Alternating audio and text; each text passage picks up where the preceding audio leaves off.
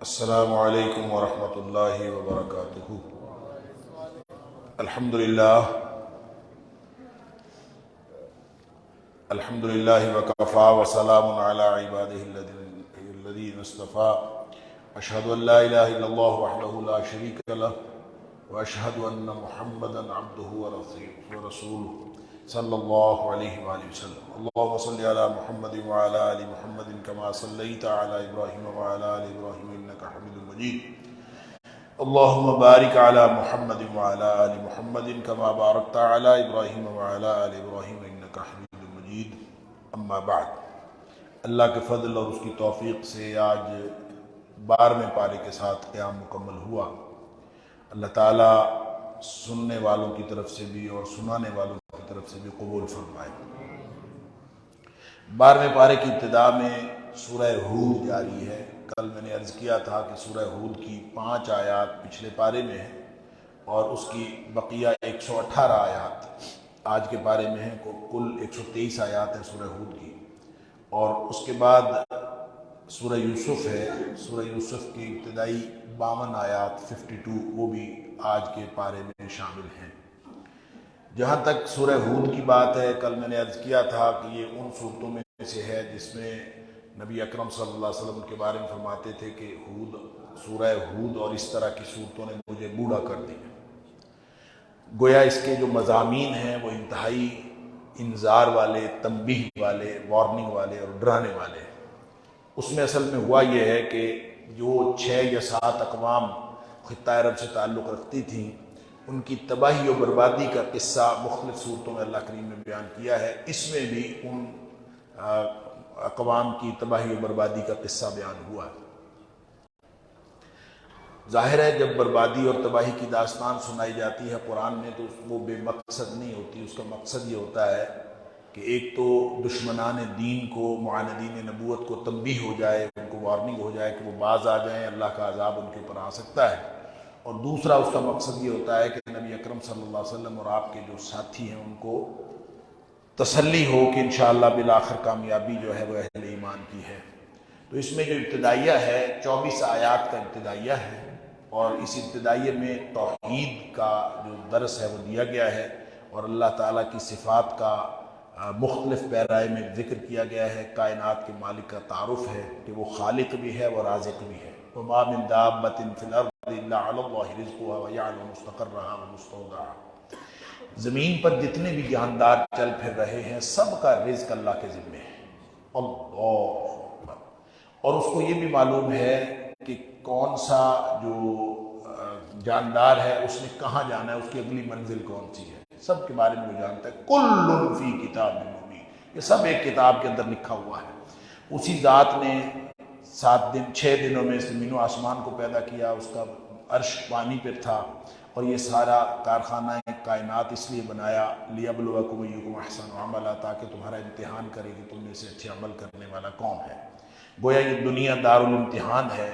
اور پھر آیت نمبر 9 سے 11 تک انسانی فطرت اور اصلاحی ضابطہ کا تذکرہ کیا گیا ہے کہ اگر ہم انسان کو کوئی رحمت، کوئی اچھی بات پہنچائیں تو یہ اس کے اوپر اترانا شروع کر دیتا ہے، اور اگر اس کو کوئی مصیبت پہنچتی ہے انہ لیئوس کفور تو بہت مایوس ہو جاتا ہے۔ یہ انسان کی فطرت ہے۔ اور اگر پھر مایوسی کے بعد پھر اللہ تعالیٰ اس کو کوئی نعمت عطا کرتا ہے انہ لفرح فخور تو پھر خوش بھی ہوتا ہے، اتراتا ہے اور اکڑتا ہے اور فخر کرنا شروع کر دیتا ہے۔ حالانکہ فخر کی کیا بات ہے کہ صبر اور کردار سے کامیابی ملتی ہے۔ یہ شیخی بگھارنا یا اترانا مال ملنے پر، یا پھر مال جو ہے وہ چلے جانے پر پریشان ہونا، یہ معاملہ جو ہے کافر اور منافق کا ہوتا ہے اور مشرک کا ہوتا ہے۔ مومن کا معاملہ یہ نہیں ہوتا۔ مومن کے بارے میں اللہ تعالیٰ نے فرمایا عجبا، اللہ کے رسول صلی اللہ علیہ وسلم نے فرمایا عجبا لامر المومن، مومن کا معاملہ بڑا عجیب ہے، اس لیے کہ ان امرہ کلہ خیر، اس کا معاملہ سارے کا سارا خیر پر اور بھلائی پر مبنی، اس کو ہر اعتبار سے بھلائی ہی ملتی ہے، چاہے تنگ دستی ہو اور چاہے خوشحالی ہو، اس کو بھلائی ہی بھلائی ملتی ہے۔ وَلَيْسَ ذَاكَ لِأَحَدٍ إِلَّا الْمُؤْمِنِ، یہ معاملہ سوائے مومن کے کسی اور کے ساتھ نہیں ہوتا۔ یہ اس کو اللہ تعالیٰ نے یہ اعزاز دیا ہے، اور وہ اعزاز کیا ہے؟ ان اصابت و سرا شاکر، اگر اس کو خوشحالی ملتی ہے تو شکر کرتا ہے، فکان خیر اللہ، تو یہ بھی اس کے لیے بھلائی والی بات بن جاتی ہے، اس کے لیے بہتری ہو جاتی ہے، اس میں بھی اجر ملتا ہے اس کو۔ اور اگر اس کو ان اصابت و ضراء، اگر اس کو کوئی تکلیف پہنچتی ہے تو صبر، پھر وہ صبر کرتا ہے، یہ بھی اس کے لیے بہترین ہو جاتا ہے۔ تو اللہ تعالیٰ ہم سب کو صبر کی اور شکر کی توفیق عطا فرمائے۔ خوشحالی ہو تو شکر کرے، اور اگر تنگ دستی ہو تو صبر کرے، دونوں معاملے میں اہل ایمان جو ہے اللہ سے اجر لے لیتے ہیں۔ پھر نبی پاک صلی اللہ علیہ وسلم پر اعتراضات کا ذکر ہے، وہی پرانے اعتراضات کہ کوئی خزانہ آپ کے ساتھ کیوں نہیں، آپ کو فرشتہ آپ کے ساتھ کیوں نہیں آیا۔ نبی کریم صلی اللہ علیہ وسلم کو بعض اوقات بہت تنگی ہوتی تھی کہ یہ کیا ہر وقت اسی طرح کی ہرزہ سرائی کرتے رہتے ہیں۔ تو فَلَعَلَّكَ تَارِكٌ بَعْدَ مَا يُوحَىٰ إِلَيْكَ وَضَائِقٌ بِهِ صَدْرُكَ أَن يَقُولُوا، یہ جو کچھ ہرزہ سرائی کرتے ہیں حبیب صلی اللہ علیہ وسلم، آپ کا دل تنگ پڑتا ہے، ہمیں معلوم ہے۔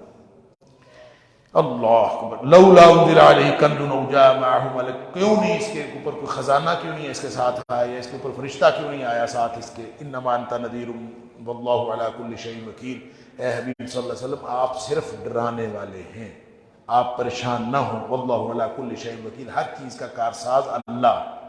پھر یہ کہتے ہیں کہ گھڑا ہے، انہوں نے قرآن خود گھڑا ہے، ہم یقولون افترا، یہ بار بار ان کا ایک مستقل اعتراض تھا، کہتے تھے نبی کریم صلی اللہ علیہ وسلم یہ قرآن خود لکھتے ہیں، نعوذ باللہ من ذالک۔ قل فأتوا بعشر سور مثلہ مفتریات، تو مختلف جگہوں پہ اللہ تعالیٰ نے یہ بات بتائی ہے کہ تم ایک صورت لے آؤ اس طرح کی بنا کے، کہیں کہا کہ اس طرح کا قرآن تم بھی بنا کے لے آؤ، اور یہاں فرمایا کہ اس طرح کی 10 صورتیں تم بھی بنا کے لے آؤ اگر تمہارے پاس، اور وَادْعُوا مَنِ اسْتَطَعْتُم مِّن دُونِ اللَّهِ إِن كُنتُمْ صَادِقِينَ، اللہ کے علاوہ دنیا کائنات میں جتنے عالم فاضل لوگ ہیں سب کو بلا لو اور پھر 10 صورتیں بنا کے دکھا دو۔ یہ قرآن کا چیلنج ہے، اور قرآن کا یہ چیلنج جو ہے وہ قیامت تک کے لیے موجود ہے۔ قرآن ایک زندہ علمی معجزہ ہے، اس اعتبار سے معجزہ وہ ہوتا ہے جو عاجز کر دینے والی چیز ہے۔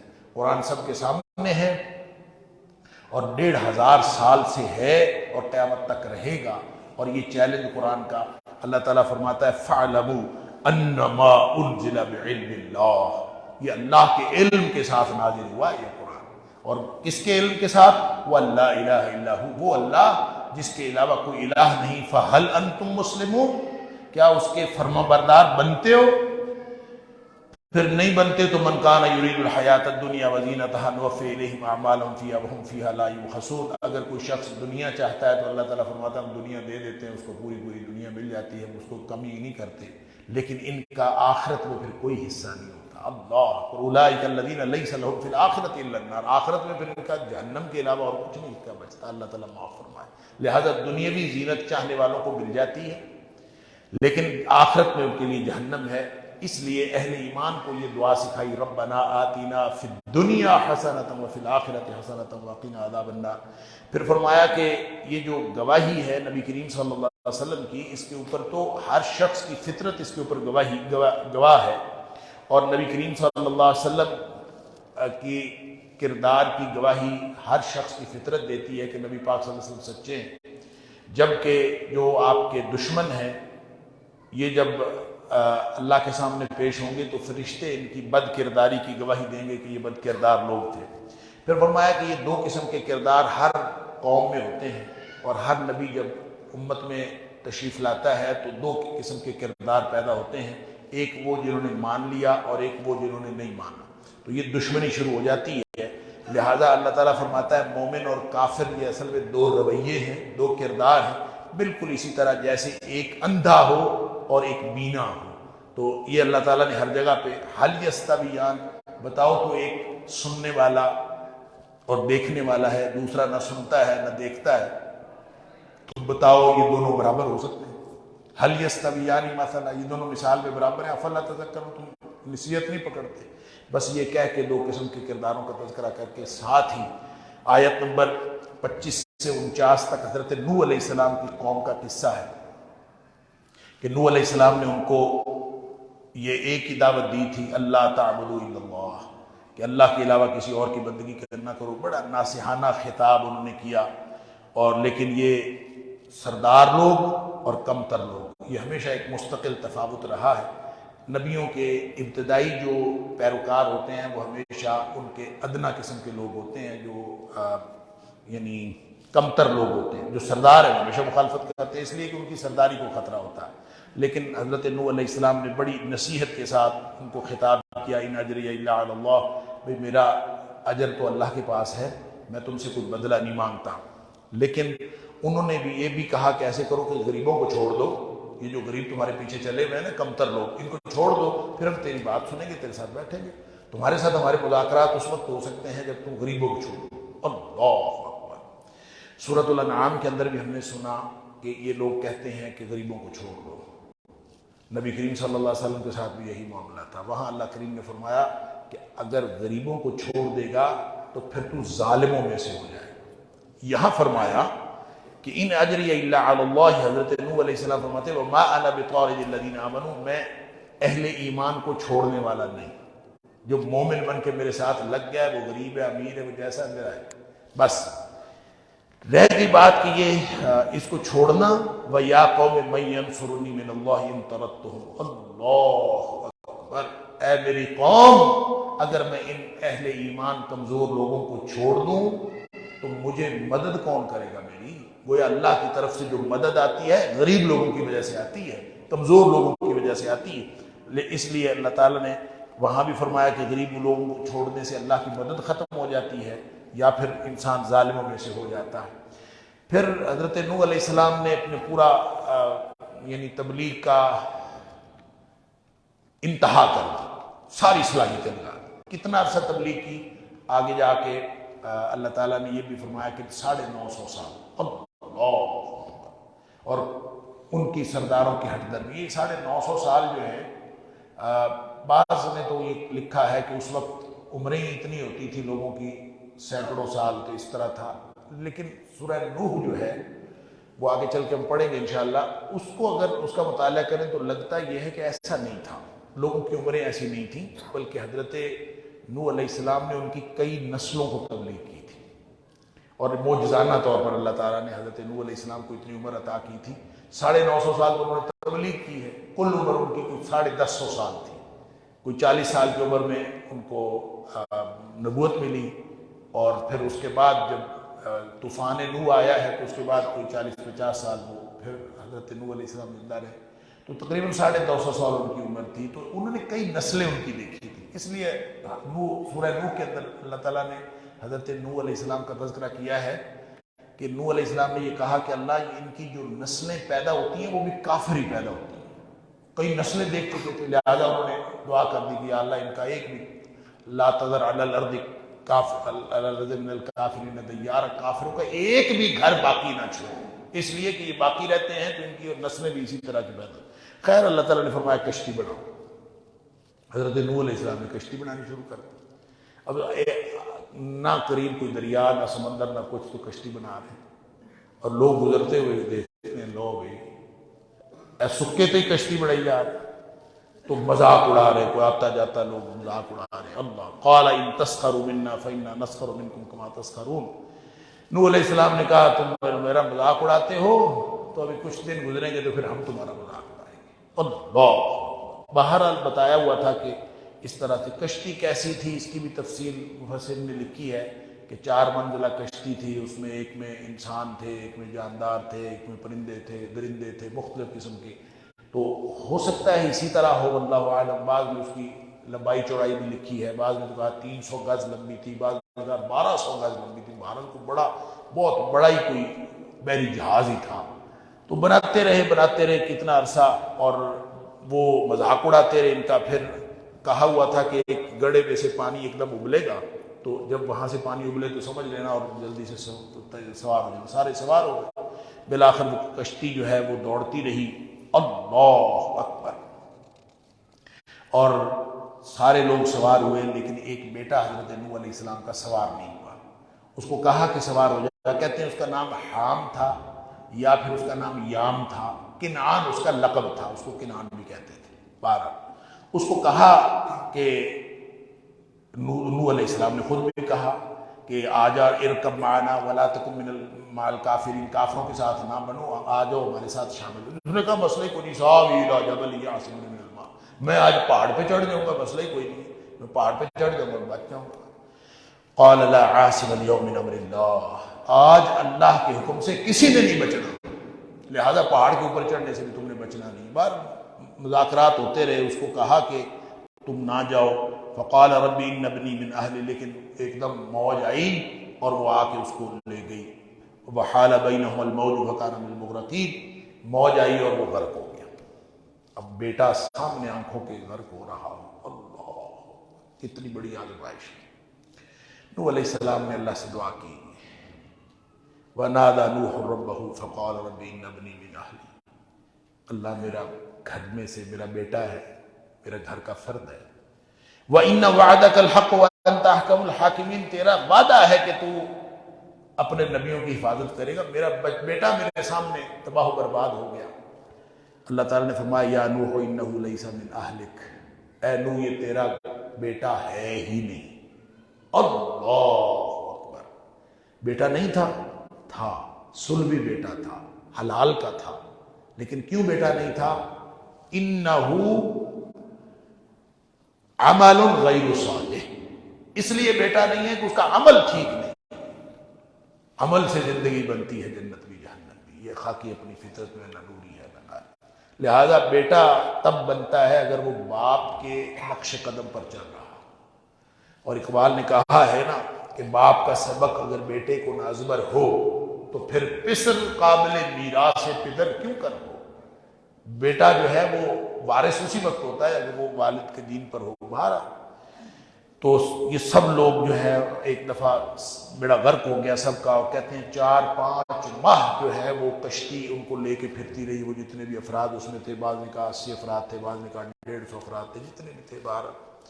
اور اللہ تعالیٰ نے یہاں فرما دیا، اس سے پتہ چل گیا کہ کسی نبی کا بیٹا ہونا یا کسی نیک آدمی کا بیٹا ہونا، یہ خونی رشتہ داری یہ کسی کو فائدہ نہیں دے سکتی۔ اللہ، نبی اکرم صلی اللہ علیہ وسلم حضرت فاطمہ رضی اللہ تعالیٰ نے سے کہا کرتے تھے، جب یہ حکم آیا نا وَأَنذِرْ عَشِيرَتَكَ الْأَقْرَبِينَ، اے حبیب صلی اللہ علیہ وسلم اپنے رشتہ داروں کو ڈرائیے، تو نبی کریم صلی اللہ علیہ وسلم نے سب کو اکٹھا کیا، اور یہ بخاری شریف کی حدیث ہے، نبی پاک صلی اللہ علیہ وسلم ایک ایک کو پکارتے تھے اور کہتے تھے یا بنی عبد مناف، یا بنی قصی، یا معاشر قریش، یا فلاں یا فلاں، اپنے آپ کو بچا لو اور اپنی جانوں کو بچا لو اور اپنے نفسوں کو بچا لو، میں تمہیں نہیں بچا سکتا، میں نہ تمہارے لیے کوئی فائدہ کر سکتا ہوں نہ تمہارا نقصان کر سکتا ہوں۔ پھر نبی کریم صلی اللہ علیہ وسلم نے اپنی پیاری بیٹی جگر گوشہ رسول حضرت فاطمہ رضی اللہ تعالیٰ عنہ کو پکارا کہ فاطمہ انقذی نفسک من النار،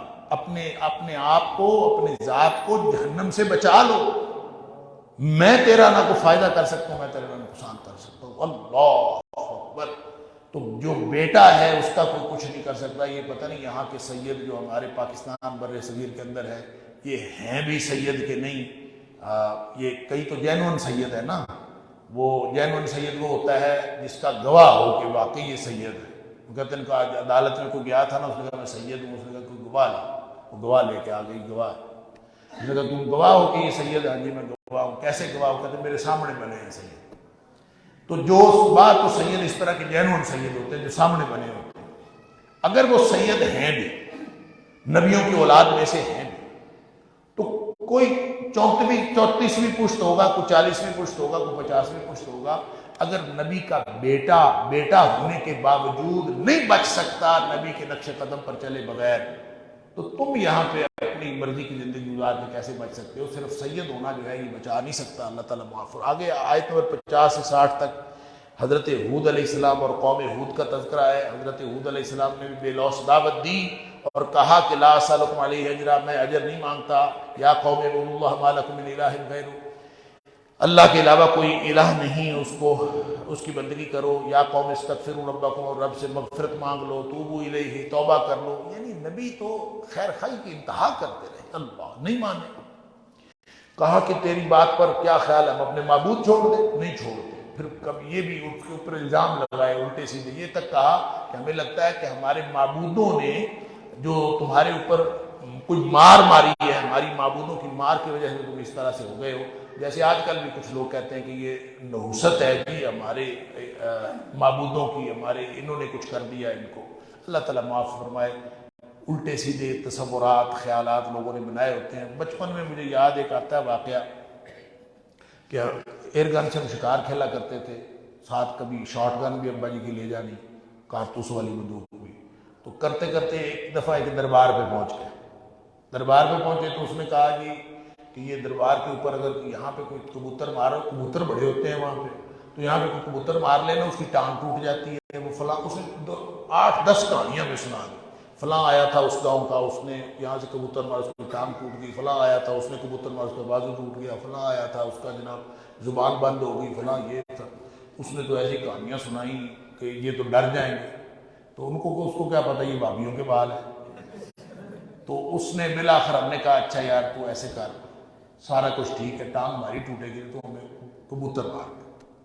وہ کہتا ہے اچھا پھر یہ جو جب یہ وہ اس کو دربار کے اوپر جو قبہ سا بنا ہوتا ہے اس کو وہ روزہ کہتا تھا اس روزے کے اوپر سے جب گزرے گا پھر مار۔ ہم نے کہا اچھا ٹھیک۔ وہ کبوتر ایک دم اڑتے ہوئے آئے تو ہم نے شارٹ گن سے فائر کر دیا، تو وہ بالکل اوپر جب تھے اس وقت ہم نے فائر کیا، وہ 1-2 اس کے اوپر ہی گر گیا دربار کے اوپر، 1-2 نیچے گرے، تو وہ ہم نے نیچے گرنے والے اٹھائے، ذبح کیے، ذبح کر کے اپنے تھیلے میں ڈالے۔ پھر ہم دیکھنے لگے کوئی اور آئے تو اس کو سمجھ آ گئی یہ بھابھی ہیں، ان کو کچھ نہیں ہونا، تو پھر آ کے اس نے کہا چلو نکلو، تو میں نہیں مارنے دینا۔ مسئلہ یہی ہوتا ہے، ان نقول الا اعتراک بعض الہتنا بسوء، کہتے تھے کہ ہمارے معبودوں نے کچھ تمہیں کر دیا۔ حضرت ہود علیہ السلام کے اوپر اندازہ کریں، عجیب و غریب اس طرح ان کے عقیدے ہوتے ہیں۔ پھر اللہ تعالیٰ فرماتا ہے الا ان عادا کفروا ربهم الا بعدا لعاد قوم ہود، اللہ تعالیٰ نے لعنت فرما دی ان کے اوپر، اور پھر ان کے اوپر عذاب آیا، اللہ تعالیٰ معاف فرمائے۔ اور 7 دن 8 راتیں ان کے اوپر آندھی چلی اور سارے تباہ و برباد ہو گیا۔ پھر آگے صالح علیہ السلام اور قوم سمود کا تذکرہ ہے آیت 61 سے 68 تک، ان کو بھی حضرت صالح علیہ السلام نے دعوت توحید دی، اور وہ سارے لوگ جو ہیں وہ اسی طرح سے ان کی اتنہانا نعبد ما یعبد آباؤنا، ہمارے جدی پشتی معبود ہیں ان کو تو ہمیں کہتا ہے کہ ان کی ہم بندگی نہ کریں۔ بہرحال اس کے بعد انہوں نے اونٹنی مانگی معجزے کے طور پر، پہاڑ پہ سے اونٹنی نکلی، پھر اونٹنی ان کے لیے مصیبت بن گئی، بالآخر انہوں نے اونٹنی کو مار دیا۔ وَأَخَذَ الَّذِينَ ظَلَمُوا الصَّيْحَةُ فَأَصْبَحُوا فِي دِيَارِهِمْ جَاثِمِينَ، ایک چنگھاڑ آئی اور ایک زلزلہ آیا اور سارے ملیا میٹ ہو گئے، اللہ معاف کرے۔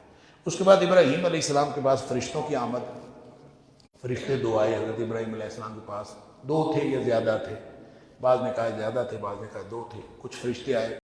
حضرت ابراہیم علیہ السلام بھاگے بھاگے گھر گئے اور بھونا وہ بچڑا لا کے ان کے سامنے رکھا۔ اب وہ کھائیں نا، وہ فرشتے تھے، وہ کیسے کھائیں؟ حضرت ابراہیم علیہ السلام ڈر گئے کہ یہ لگتا ہے کہ دشمن قوم سے ہیں، کسی برے ارادے سے ہیں۔ اندازہ کریں ابراہیم جد الانبیاء جانتے نہیں ہیں کہ یہ فرشتے ہیں، جب تک اللہ نہ بتائے نبی کو کچھ نہیں ہوتا۔ پھر انہوں نے خود بتایا کہ ہم تو نبی ہیں، ہم تو فرشتے ہیں اور ہم قوم لوط کی طرف جا۔ لوط علیہ السلام حضرت ابراہیم علیہ السلام کے بھتیجے تھے اور بیک وقت حضرت ابراہیم علیہ السلام کے دور میں تھے۔ انہوں نے کہا ہم تو ادھر جا رہے ہیں، ان کو تباہ و برباد کرنے کے لیے اللہ تعالیٰ کی طرف سے ان کی تباہی کا آرڈر آ گیا ہے، ادھر جا رہے ہیں، یہاں ہم آئے ہیں تجھے بیٹے کی بشارت دینے کے لیے۔ بہرحال انہوں نے بیٹے کی بشارت دی۔ حضرت ابراہیم علیہ السلام نے بڑی کوشش بھی کی کہ تم نہ جاؤ، ان کو تباہ نہ کرو، اور ظاہر ہے پہلے پتہ چل جائے کہ فلاں قوم تباہ ہو رہی ہے تو دل کو کچھ تو ہوتا ہے۔ اللہ تعالیٰ فرماتا ہے کہ جو ابراہیم تھا نا وہ بڑا دل کا نرم تھا، اس لیے انہوں نے یہ کوشش کی بنا۔ بہرحال انہوں نے بیٹے کی بشارت دی، بی بی ہنس پڑی اور فضاحکت فبشرناہا باسحاق من وراء اسحاق یعقوب، انہوں نے بشارت دی کہ تیرا بیٹا ہوگا، بیٹے کے بعد اس کا پوتا بھی ہوگا، ساتھ ہی ساری بشارت دے دی۔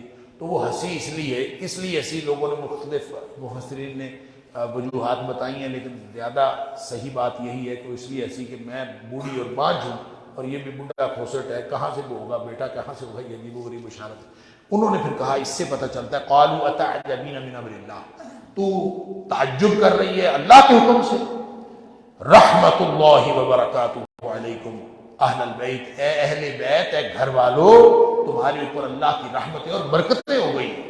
سبحان اللہ، تمہیں اللہ کے بارے میں تو اللہ کی رحمتیں اور برکتیں ہوگی اس پر۔ اہل البیت، اہل بیت کون ہوتے ہیں، کس کو کہا جا رہا ہے؟ حضرت ابراہیم علیہ السلام کی بیوی کو۔ اس کا مطلب ہے بیوی اہل بیت میں شامل ہوتی ہے، اس کے لیے کسی اور ڈیفینیشن کی ضرورت نہیں ہے، قرآن نے ڈیفینیشن کر دی۔ ابراہیم علیہ السلام حلیم نواہ منیب، کوشش کی انہوں نے کہ نہ جائیں، انہوں نے کہا ابراہیم یہ تو فیصلہ ہو چکا، اللہ اکبر. اور کوئی اعرض عن ھذا، اب اس کے بارے میں چھوڑ دے اس معاملے کو، یہ تو فیصلہ انہ قد جاء امر ربک، تیرے رب کا حکم آ گیا. بار قوم لوط کی بے حیائی کی وجہ سے انہوں نے فرشتوں کو دیکھ کے اسی بے حیائی کا اظہار کیا. بالآخر حضرت لوط علیہ السلام بڑے پریشان بھی، وہ بھی پریشان، نبی پریشان، ان کو بھی نہیں پتا کہ فرشتے. تو بالآخر انہوں نے بتایا فرشتے، ان کے اوپر عذاب آیا. اللہ تعالیٰ فرماتا ہے فلما جاء امرنا جعلنا عالیہا سافلہا، جب ہمارا حکم آیا تو پہلے ہم نے ان کے نیچے والے حصے کو اوپر کیا، یوں کر کے الٹایا، اور پھر یوں گرے. اور وَأَمْطَرْنَا عَلَيْهَا حِجَارَةً مِّن سِجِّيلٍ مَّنضُودٍ، پھر پتھر جو کھنگر کے پتھر ہے نا، پھر ان کی بارش ہوئی آسمانوں سے اور تباہ و برباد ہو گئے. پھر آگے شعیب علیہ السلام کی قوم کا تذکرہ آیت نمبر 84 سے 95 تک، ناپ تول پورا کرو، فساد نہ پھیلاؤ، لوگوں کی چیزیں کم نہ کرو. انہوں نے بھی ہوئی تو انہوں نے بھی آگے سے وہی بکواس کیا، تیری نماز ہمارے معبودوں سے روکتی ہے. کہا میں تو صرف اصلاح چاہتا ہوں، ان اريد الا الاصلاح ما استطعت، جتنی میرے اندر استطاعت ہے میں اصلاح چاہتا ہوں، مگر نہ تمہارے اوپر اللہ کا عذاب آ جائے گا. نہیں مانے، بالآخر اللہ فرماتا ہے چنگھاڑ پڑی اور وہ سارے کے سارے ختم ہو گئے. پھر آگے فرعون اور موسیٰ علیہ السلام کا ذکر ہے آیت نمبر 96 سے لے کر 110 تک، اور درمیان میں جو آیت نمبر 100 سے لے کر 109 تک اللہ تعالیٰ نے اقوام کی تباہی کے اوپر تبصرہ بھی کیا ہے کہ یہ جو اقوام کے قصے ہیں یہ عبرت کے لیے ہیں، یہ ایسے خام خواہ قصے نہیں بیان ہوئے، اور یہ کسی کی کوئی باقی ہے، کسی کی جڑ کٹ گئی، اور ظالم اقوام نے ظلم کیا، جھوٹے معبودوں نے کوئی ان کو فائدہ نہیں دیا بلکہ انہوں نے تباہ کروا دیا، اور سب کے سب نشان عبرت بنا دیے گئے. اللہ تعالیٰ معاف فرمائے. اور قیامت کے دن دو قسم کے لوگ ہوں گے، ایک وہ ہوں گے فَأَمَّا الَّذِينَ شَقُوا، جو بدبخت ہوں گے، یہ جہنم میں جائیں گے، اور کچھ لوگ ہوں گے وَأَمَّا الَّذِينَ سُعِدُوا فَفِي الْجَنَّةِ، جو خوش بخت ہوں گے، یہ جنت میں ہوں گے. اللہ تعالیٰ ہم سب کو خوش بخت لوگوں میں شامل کرے. پھر فرمایا کہ صبر و استقامت کے ساتھ تبلیغ کرتے جاؤ، نبی پاک صلی اللہ علیہ وسلم کو بھی حکم دیا، اور یہ فرمایا کہ ظالموں کی طرف جھکاؤ نہیں کرنا. اللہ، پہلے میں نے آپ کو حدیث سنائی تھی کہ نبی کریم صلی اللہ علیہ وسلم نے فرمایا کہ سورہ ہود نے مجھے بوڑھا کر دیا، اس طرح کی صورتوں نے مجھے بوڑھا کر دیا. اور ایک حدیث میں آتا ہے اس آیت کے بارے میں آپ نے فرمایا اس آیت نے مجھے بوڑھا کر دیا.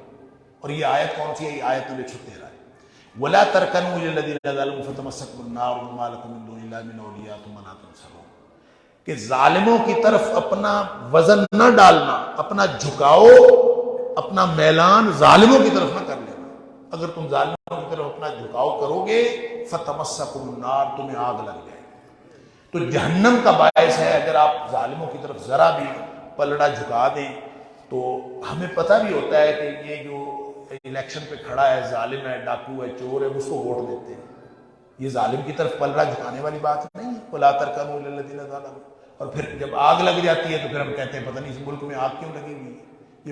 یہ آگ ہم خود لگاتے ہیں. اللہ تعالیٰ نے فرمایا ظالموں کی طرف تمہارا جھکاؤ ہوگا تو پھر آگ تو لگے گی. اللہ تعالیٰ معاف فرمایا. اور یہ دنیا کی آگ ہے، آخرت کی آگ اللہ تعالیٰ معاف کرے، اللہ تعالیٰ اس سے بچائے. بہرحال ایک بات اللہ تعالیٰ نے یہاں فرمائی ہے آیت نمبر 117 میں کہ وَمَا كَانَ رَبُّكَ لِيُهْلِكَ الْقُرَىٰ بِظُلْمٍ وَأَهْلُهَا مُصْلِحُونَ. یہ امید دلاتی ہے یہ آیت. ویسے تو قرآن کا فلسفہ تاریخ یہ ہے کہ جب قومیں ہر اعتبار سے بے راہ روی کا شکار ہوتی ہیں تو تباہی کے دہانے پر ہو جاتی ہیں، یا تو پھر تباہ و برباد ہو جاتی ہیں اور اللہ تعالیٰ ان کی جگہ نئی قوم لے آتا ہے، جس طرح یہ ساری قومیں تباہ و برباد ہو، یا پھر ان کی واپسی ہو جاتی ہے. واپسی کب ہوتی ہے؟ کہ اصلاح کا عمل شروع ہو جاتا ہے. نبی اللہ تعالیٰ بھیجتا تھا ہر امت میں، اور نبی ان کو حکم دیتا تھا، وہ اس اصلاح کے عمل پر چل پڑتے تھے. تو جس قوم میں اصلاح کا عمل جاری ہوتا ہے، یہاں اللہ نے فرمایا کہ اللہ تعالیٰ اس قوم کو تباہ و برباد نہیں کرتا جس قوم میں اصلاح کا عمل جاری ہے. وَمَا كَانَ رَبُّكَ لِيُهْلِكَ الْقُرَىٰ بِظُلْمٍ. تیرا رب ایسا نہیں ہے کہ وہ ظلم کے ساتھ کسی بستی کو ہلاک کر دے. وَأَهْلُهَا مُصْلِحُونَ، اس حال میں کہ اس کے بستی کے رہنے والے لوگ اصلاح کا عمل جاری رکھیں. اللہ، لہذا ہم جتنے لوگ بیٹھے ہم سوچ لیں، اپنے اپنے گریبان میں جھانک کے دیکھیں، ہم اصلاح کا عمل جاری رکھے ہوئے ہیں؟ ہم اصلاح کر رہے ہیں؟ ہمارا آج گزشتہ کل سے بہتر ہے؟ اگر ہم اصلاح کر رہے ہیں تو پھر امید رکھیں انشاءاللہ اس قوم کی واپسی ہو جائے. اور اگر ہم ہی اصلاح نہیں کر رہے تو پھر انتظار کریں، اللہ کا عذاب کب آتا ہے. اللہ تعالیٰ معاف فرمائے. आगे सूरह यूसुफ है। सूरह यूसुफ सुभान अल्लाह, लोगों ने इसको इश्क व मोहब्बत की कहानी समझा है। इन्ना लिल्लाहि व इन्ना इलैहि राजिऊन। ये अजमत किरदार का किस्सा है और अहसनुल क़सस, एक बेहतरीन बयान कुरान ने इसको करार दिया है। सवाल किसी ने किया था कि बनी इसराइल मिस्र कैसे पहुंचे। बनी इसराइल का असर वतन जो था वो किनान यानी फ़लस्तीन था। ये फ़लस्तीन से, यानी बनी इसराइल कौन है? हज़रत याकूब अलैहिस्सलाम के औलाद। याकूब अलैहिस्सलाम यहाँ थे किनान के अंदर, यानी फ़लस्तीन के अंदर। तो ये यहाँ से मिस्र कैसे पहुँच गए, फिर मिस्र में ये रहे इतना अरसा, और फिर जब मूसा अलैहिस्सलाम के दौर में ये मिस्र से निकले हैं, जब मूसा अलैहिस्सलाम और फ़िरौन का आपस में टकरा हुआ है, तो फिर बनी इसराइल को निकाल के, और जो आगे समंदर आ गया, समंदर के रास्ते बन गए और वहाँ से निकले। तो गए कब थे, असल वतन से वहाँ कैसे पहुँचे? तो ये सवाल किया था किसी ने नबी पाक सल्लल्लाहु अलैहि वसल्लम से। तो इस सवाल के जवाब में ये पूरी की पूरी सूरत नाजिल हुई। और इस सूरत का ज़ाहिर है मक्की सूरत है, और मरकज़ी मज़मून इसका ये है कि नबी करीम सल्लल्लाहु अलैहि वसल्लम और आपके साथियों को बिलाखिर फ़तह और गलबे की बशारत दी गई कि जिस तरह हज़रत यूसुफ अलैहिस्सलाम अकेले थे और अल्लाह ताला ने उनको बादशाह बना दिया, इसी तरह नबी पाक सल्लल्लाहु अलैहि वसल्लम और अहले ईमान के अगर के हालात अच्छे नहीं हैं और आप उस मक्के की वादी में अकेले हैं और हर तरफ फिर रहे हैं, लेकिन अल्लाह ताला ने आपको ये बशारत दी। तो इसमें ज़ाहिर है दुख भरी दास्तान भी है, इसमें मुख्तलिफ़ किस्म के दुख हज़रत यूसुफ अलैहिस्सलाम को सहने पड़े, और भाइयों ने मक्कारी की, वो दुख हुआ। फिर कुएं में फेंक दिया गया, कुएं में क्या हालात होंगे, तन्हाई और मौत का खौफ, और फिर गुलामी जाके किसी ने बेच दिया और गुलामी का दुख हुआ, फिर माल की तरह बिकने का दुख, कितने दुख पे दुख झीलते झीलते बिलाखिर जो है वो जेल में जा पड़े। अल्लाह ताला मुआफ़ फरमाए। तो ये पूरी कहानी है, और इस कहानी का खुलासा ये है कि हज़रत यूसुफ अलैहिस्सलाम हज़रत याकूब अलैहिस्सलाम के 12 बेटों में से एक बेटे थे, और यूसुफ अलैहिस्सलाम की तरफ हज़रत याकूब अलैहिस्सलाम की तवज्जो ज़्यादा थी। बाकी भाई जो है वो उनको ज़रा परेशानी होती थी। आगाज़ सूरत का इससे होता है कि एक ख्वाब देखा था हज़रत यूसुफ अलैहिस्सलाम ने, और ख्वाब ये देखा था कि 11 जो है वो सितारे हैं और एक सूरज और एक चाँद, ये मुझे सजदा कर रहे हैं। हज़रत याकूब अलैहिस्सलाम ने फरमाया ये ख्वाब किसी को बताना नहीं। अब ये ख्वाब उन्होंने समझ लिया कि इसका कोई ख़ास मतलब। देखिए, हर ख्वाब काबिल ताबीर नहीं होता। हम ऐसे ही हर ख्वाब के उठ के शुरू हो जाते हैं, ताबीर बता दे, ताबीर बता दे, बहुत मुश्किल काम है। एक तो ख्वाब वो होता है जिसको कहते हैं अज़गास व अहलाम, परेशान ख्याली। तो ऐसे ना कोई उसका सर पैर होता है, इधर से ख्वाब शुरू हुआ, उधर जाके ख़त्म हुआ, उधर से शुरू हुआ, उधर जाके। एक ख्वाब, उसका कोई मतलब नहीं। एक ख्वाब होता है जिसको कहते हैं हदीस नफ्स, कि जिस तरह के इंसान के हालात होते हैं ना, उसको ख्वाब में वही नज़र आ जाते हैं। जैसे कोई नौकरी करता है, उसको नौकरी की परेशानियां ख्वाब में नज़र आती हैं। ख़ास तौर पर बच्चों का जब इम्तिहान होता है ना, तो बड़े अजीब व गरीब ख्वाब आते हैं कि पेपर निकल गया, कभी ये हो गया, पेपर से लेट हो गया। ये हदीस नफ्स होती है। जिस तरह के आप काम करते हैं उसी तरह के ख्वाब में नजर, इसका भी कोई मतलब नहीं। एक तीसरा ख्वाब होता है जिसको कहते हैं रोयाए सालिहा, सच्चा ख्वाब। ये सच्चा ख्वाब है, इसका मतलब होता है।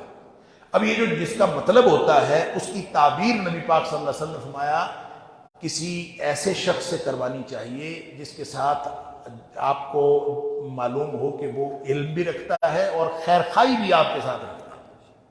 इसलिए कि ख्वाब जब तक ताबीर न की जाए, ये ऐसे है जैसे परिंदे ने अपने पंजे में पत्थर पकड़ा हुआ है और जो ही ताबीर हो गई वो पत्थर गिर गया, यानी उसके बाद ताबीर जब हो जाती तो वो वाक़या हो जाती। अल्लाह ताला माफ़ करे। इसलिए हर शख्स को एक तो हर अहरे गहरे से ताबीर नहीं करवानी चाहिए, और हर ख्वाब काबिल ताबीर भी नहीं होता, और ताबीर जब जैसे कर देंगे वैसे हो जाएगा।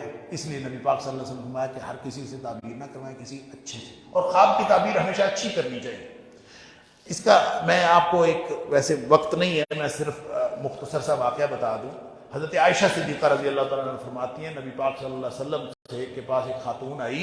उसने कहा मेरा शौहर सफ़र पे गया हुआ है और वो खुद प्रेग्नेंट थी, और उसने कहा कि मैं ख्वाब देखा है कि मेरे घर का जो शतीर है वो टूट गया, छत का शतीर टूट गया है, और एक उसने कोई और इसी तरह की चीज़, दूध गिर गया या पता नहीं इस तरह की कोई चीज़ मैंने ख्वाब में देखा। नबी करीम सल्लल्लाहु अलैहि वसल्लम ने उसको फरमाया कि तेरा शौहर खैर खैरियत से वापस आएगा और तुझे अल्लाह ताला एक नेक साले बेटा अता करेगा।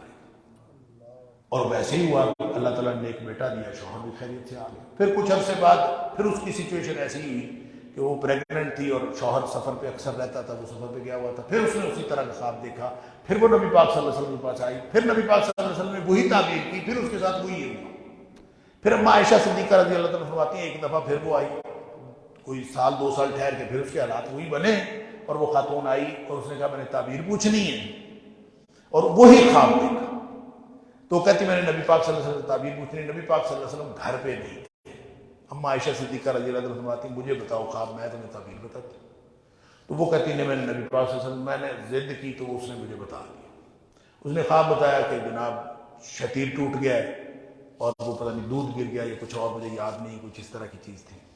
تو حضرت عائشہ صدیقہ رضی اللہ عنہا فرماتی ہیں اس میں کون سی مشکل ہے، شتیر ٹوٹنے کا مطلب ہے تیرا بندہ مر جائے گا، اور وہ دوسرے بات کا مطلب ہے تجھے اللہ تعالیٰ بیمار بچہ دے گا، معذور بچہ ہوگا۔ چل، حضرت عائشہ صدیقہ رضی اللہ تعالیٰ عنہ فرماتی ہیں اس کا بندہ بھی مر گیا اور اس کے گھر بچہ بھی معذور پیدا ہوا۔ خواب ہوئی ہے۔ سمجھ آئی اس سے کہ کبھی اس طرح کی تعبیر نہیں کرنی چاہیے، اگر تعبیر کرنی بھی ہو تو اچھی تعبیر کرے، اس میں سے کوئی پازیٹیوٹی نکالے، اللہ کرے کہ وہ پازیٹیو بات اس کے لیے ہو جائے۔ اس لیے حضرت یعقوب علیہ السلام نے خواب کی تعبیر نہیں بتائی، لیکن یہ بتایا کہ یہ خواب بھائیوں کو نہ بتانا، اس لیے کہ وہ یا تو تعبیر کریں گے یا تمہارے خلاف کوئی تدبیر کریں گے۔ انہوں نے تدبیر ویسے ہی کر دی، انہوں نے حضرت یعقوب علیہ السلام سے کہا کہ اس کو ہم ساتھ لے کے جاتے ہیں تو کھیلیں گے، پروگرام یہ بنایا کہ اس کو مار دیں گے، لیکن لے گئے اور کنویں میں پھینک دیا۔ ایک شخص لگتا ہے اس میں سے نا، سارے 11 بھائیوں میں سے ایک بھائی کوئی نرم دل تھا، رحم دل تھا، اللہ تعالیٰ اس کے بارے میں فرماتا قال قائل منہم، ان میں سے ایک بندے نے کہا کہ لا تقتلوا یوسف، اس کو قتل تو نہ کرو، آخر بھائی ہے، قتل کرنے سے اس کو کسی کنویں میں پھینک دو، کوئی آتا جاتا قافلہ اٹھا کے لے جائے گا۔ بہرحال انہوں نے کنویں میں پھینکا، قافلہ آیا، وہ لے کر مصر چلا گیا حضرت یوسف علیہ السلام۔ یوسف علیہ السلام وہاں گئے، انہوں نے بیچ دیا ان کو، اور بیچا بھی تھوڑی قیمت میں، اس لیے کہ ان کو مسئلے کو نہیں، مفت ہاتھ آیا ہوا تھا، لہذا مال مفت دل بے رحم، ان کو بیچ دیا۔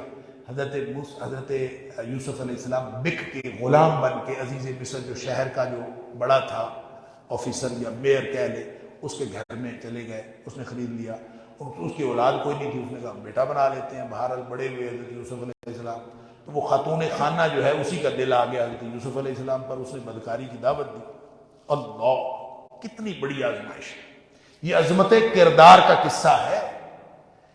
تو جب یوسف علیہ السلام عین بھری جوانی، اور اس خاتون نے جب دعوت دی، اور دعوت بھی ایسے موقع پر دی کہ اس کے کہتے ہیں کہ کئی دروازے تھے اور اندر اگلے کسی کمرے میں، اور سارے دروازوں کو لاک کیا ہوا تھا، اور اس کے اندر اس نے کہا ہئی تلک آ جا۔ اب دیکھیں یہ جو مسئلہ ہوتا ہے نا، کوئی دنیا میں ایسا شخص نہیں ہے چاہے وہ اللہ کا نبی ہو کہ جس کے دل میں خواہش نہ ہو، سوال ہی پیدا نہیں۔ کوئی بندہ کہے نا کہ میری خواہش نہیں ہے، جھوٹ بولتا ہے، خواہش ہوتی ہے، یہی تو امتحان ہے۔ اور امتحان یہ اتنا بڑا ہے کہ نبی پاک صلی اللہ علیہ وسلم نے فرمایا اگر کسی شخص کو کوئی عورت دعوت دے، اور عورت بھی ہو حسب نسب والی، اور وہ اس کو موقع دے پورا، اور آدمی صرف اللہ کے ڈر کی وجہ سے اس کو انکار کر دے، تو یہ قیامت والے دن ان 7 لوگوں میں سے ہوگا جن کو اللہ کے عرش کا سایہ نصیب ہوگا۔ یہ اتنا بڑا اجر ہے۔ تو یوسف علیہ السلام بھاگ کھڑے ہوئے، اور بھاگے کدھر؟ دروازے تو بند تھے، دروازوں کو تو تالے لگے ہوئے تھے، لیکن بھاگ کھڑے ہوئے، دروازے کھل گئے نا۔ اس کا مطلب یہ ہے کہ اللہ پہ توکل کر کے بندہ جب برائی سے بھاگتا ہے تو اللہ تعالیٰ دروازے کھول دیتا ہے۔ تو دروازے کھلے اور نکل گئے، جو ہی دروازے سے باہر آئے، آگے وہ گھر کا سربراہ عزیز مصر کھڑا ہوا تھا۔ اب وہ خاتون پیچھے سے بھاگی تھی، اس نے پیچھے سے اس کو پکڑنے کی کوشش کی، اور قمیض بھی پھٹ گئی پیچھے سے یوسف علیہ السلام کی باہر۔ وہاں اب جھگڑا پیدا ہو گیا، یہ خاتون اسی وقت جو ہے الٹی ہوگی، دیکھے جی اس نے میرے ساتھ برائی کا ارادہ کیا۔ اب یہ خواتین تو اللہ تعالیٰ معاف فرمائے، اللہ تعالیٰ فرمائے ان کیدکن عظیم، تمہارا مکر جو ہے بہت بڑا ہوتا ہے۔ خیر، حضرت یوسف علیہ السلام وہاں پہ ان کو سمجھ آ گئی، قمیض پیچھے سے پٹی ہوئی ہے، سارا کچھ سمجھ آ گئی۔ اس نے کہا یوسف چھوڑ پڑے یار، یہ مسئلہ کوئی نہیں۔ شہر کی خواتین کو آہستہ آہستہ پتہ چلا، اب ظاہر ہے اس نے کہا ہوگا کہ تو کیسی بدبخت عورت ہے، تو نے یہ بڑی بے حیائی کی بات کی ہے۔ لیکن لگتا ہے کہ وہ سارا شہر ہی کوئی بے حیاؤں کا شہر تھا، اور ساری بے حیا عورتیں جو ہیں اکٹھی ہوئی. اس نے دعوت کی اور دعوت کر کے ان کو جناب بٹھا کے ہاتھوں میں چھریاں دیں اور کہا کہ چلو یوسف علیہ السلام کے سامنے سے گزرو. اس نے تو اپنی شرمندگی ٹالنے کے لیے کہ تمہیں بتاؤں میں کس کے پیچھے اپنا جو ہے وہ عزت داؤ پہ لگائی. تو وہ یوں اپنے کاٹ رہی تھیں فروٹ، اور انہوں نے یوں دیکھا تو دیکھتی رہ گئی، اپنی انگلیاں کاٹ بیٹھی، سمجھ ہی نہیں آئی، اس قدر مبہوت ہو گئی. اور انہوں نے کہا یہ تو کوئی لگتا ہے فرشتہ ہے. اللہ تعالیٰ نے حسن اتنا دیا تھا یوسف علیہ السلام. بہرحال یوسف علیہ السلام پریشان بھی کدھر جائے. اب یہ بدبخت جو عورت تھی عزیز مصر کی بیوی، یہ اور زیادہ دلیر ہو گئی. اس نے کہا یہ پہلے تو بچ گیا، اب میں نے اس کو بچنے نہیں دیا. یوسف علیہ السلام نے اللہ سے دعا کی، یا اللہ اس سے تو بہتر ہے میں جیل چلا جاؤں. اللہ، جیل میں ڈال دیے گئے، جیل میں چلے گئے. اب یہ دیکھیں اس معاشرے میں سمجھ ہی آئی کہ اس معاشرے میں برائی سے بچنے کا ایک ہی طریقہ ہے کہ میں جیل میں چلا جاؤں. تو جیل میں ڈال دیے گئے بغیر کسی گناہ کے، جیل میں پڑے ہوئے ہیں. اور وہاں پہ جا کے پھر وہ تھوڑا سا ایک توحید کا درس دینے کا موقع ملا کہ وہ جو دو ساتھی تھے انہوں نے خواب دیکھا تھا. انہوں نے کہا جی خواب کی تعبیر بتاؤ. انہوں نے کہا خواب کی تعبیر سے پہلے توحید کا درس سن لو. اس کا مطلب پتہ کیا ہے کہ ویسے ہی جا کے بندہ، اللہ کے نبی تھے، جا کے بیٹھتے ان کو کہتے آؤ میں تمہیں توحید کا درس دوں، تو کوئی فائدہ نہیں ہونا تھا. ادعو الی سبیل ربک بالحکمت والموعظۃ الحسنہ.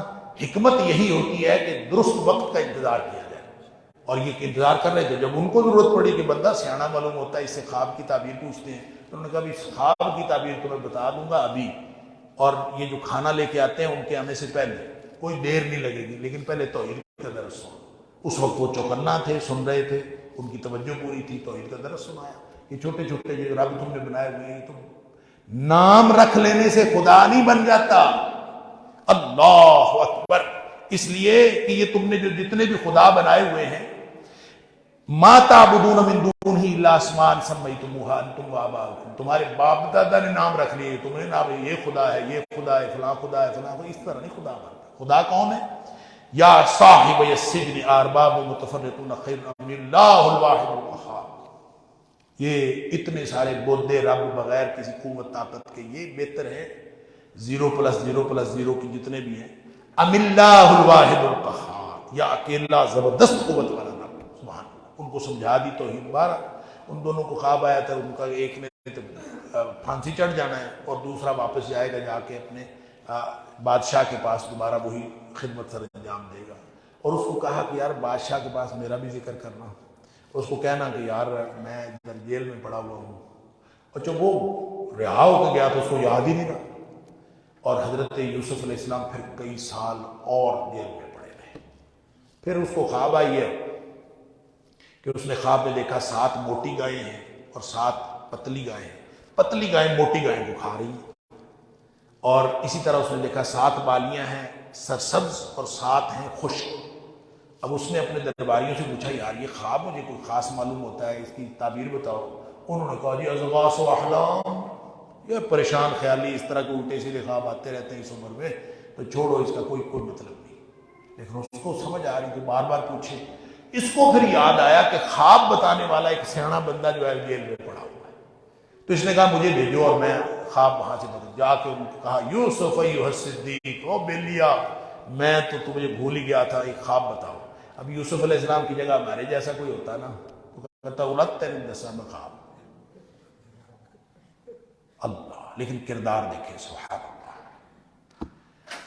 یوسف علیہ السلام نے سب سے پہلے اس کو خواب بتایا، اور خواب بتا کے بس خواب کی تعبیر بتائی کہ تمہارے اوپر 7 سال بہت اچھی پیداوار ہوگی، اور اس پیداوار کو بچا کے رکھ لو گے تم، اور اگلے 7 سال قحط کے سال ہوں. لہذا اپنے بالیوں کے اندر ہی دانے رہنے دینا، اس میں سے صرف اتنے نکالنے ہیں جتنے استعمال ہونے، باقی بالیوں کے اندر پڑے رہیں گے، محفوظ رہیں. لہذا اگلے 7 سال تمہارے اوپر قحط پڑنے والا. اب جا کے اس کو بادشاہ حیران ہو گیا کہ ایسا کوئی سیاںہ آدمی بیٹھا ہے، جاؤ اس کو لاؤ میرے پاس، میں اس کو اپنا سیکٹری بناتا ہوں، اپنے پاس وزیر بناتا ہوں، اپنے پاس رکھتا ہوں. اب وہ بلانے کے لیے آیا. اللہ اکبر اللہ اکبر. حضرت یوسف علیہ السلام نے فرمایا ارجع، قال ارجع الی ربک، میں نے نہیں نکلنا جیل سے، واپس جا اپنے مالک کے پاس. اس سے پہلے پوچھو خواتین والا معاملہ پہلے کلیئر کریں. اللہ اکبر. اندازہ کریں نبی اکرم صلی اللہ علیہ وسلم سرور کائنات فرماتے ہیں، بخاری شریف کی حدیث ہے کہ اگر میں یوسف کی جگہ ہوتا اور جتنے سال یوسف جیل میں پڑا رہا میں جیل میں رہا ہوتا اور میرے پاس یوں ہرکارہ بلانے کے لیے آتا تو میں نے فوراً نکل جانا تھا.